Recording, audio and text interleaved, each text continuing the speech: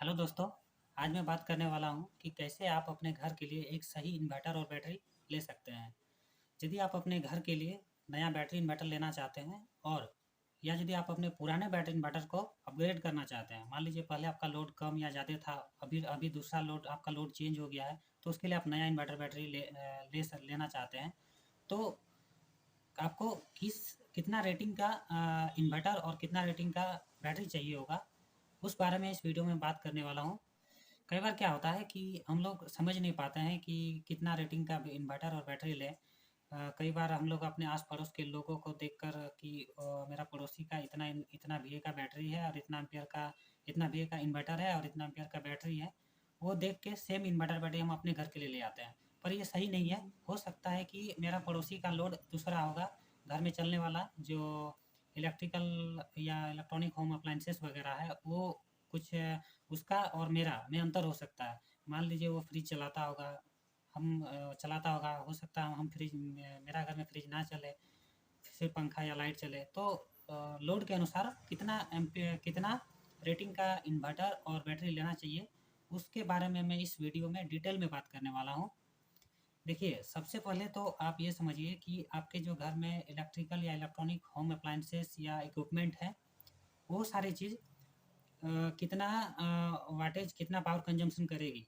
और कई लोग को ये डाउट रहता है कि बैटरी बैटरी से मेरा सारा इक्विपमेंट चलता है, पर ऐसा नहीं है।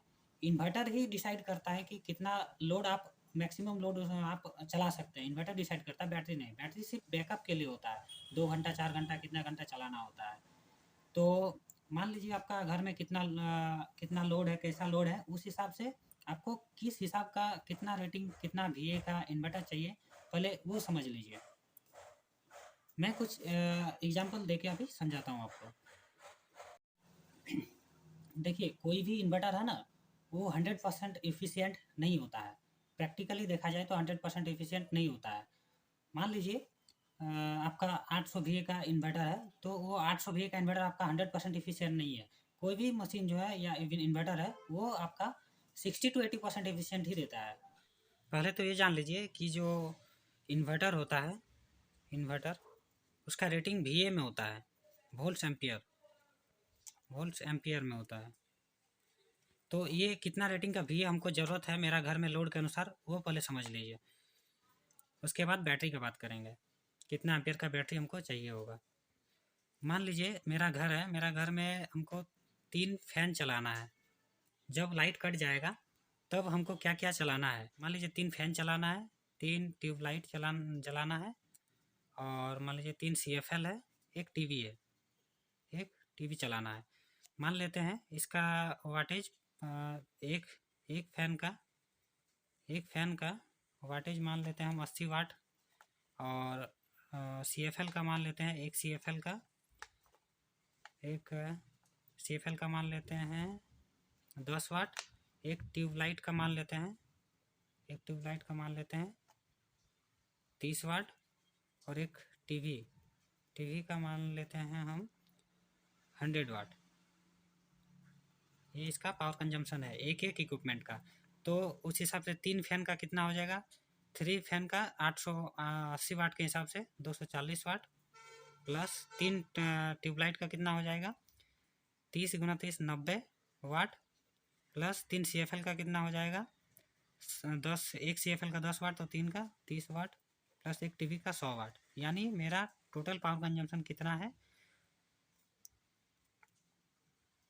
तो मेरा घर का टोटल पावर कंजम्पशन हो जा रहा है 460 वाट, जब लाइन कटा हुआ होगा तब।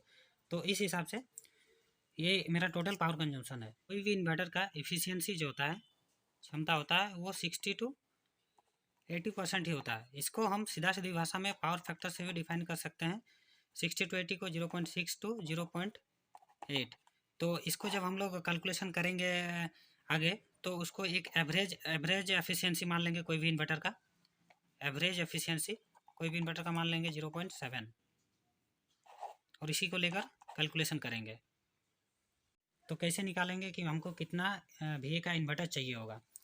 तो पावर, जब इन्वर्टर का पावर निकालते हैं वी, इसको हम लोग टोटल रिक्वायरमेंट या रिक्वायरमेंट वाटेज, या फिर बोल सकते हैं टोटल पावर कंजम्पशन जो है वो डिवाइडेड बाय पावर फैक्टर, या फिर इसको बोल सकते हैं सीधा भाषा में, या फिर इसको सीधा भाषा में बोल सकते हैं एफिशिएंसी से डिवाइड करते हैं तो उस इन्वर्टर का एफिशिएंसी से। तो पावर रिक्वायरमेंट मेरा 460 वाट है और एफिशिएंसी मान जो एवरेज एफिशिएंसी होता है वो 0.7 वाट होता है। तो उस हिसाब से 4600 डिवाइड बाई 7 ये हो जाएगा आपका 142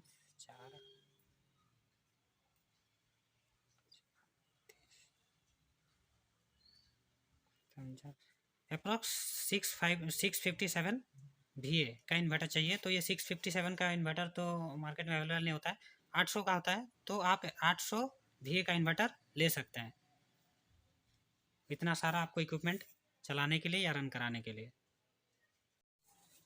तो हम लोग को ये समझ आ गया कि हमको कितना VA का इन्वर्टर चाहिए होगा अपने घर के लिए।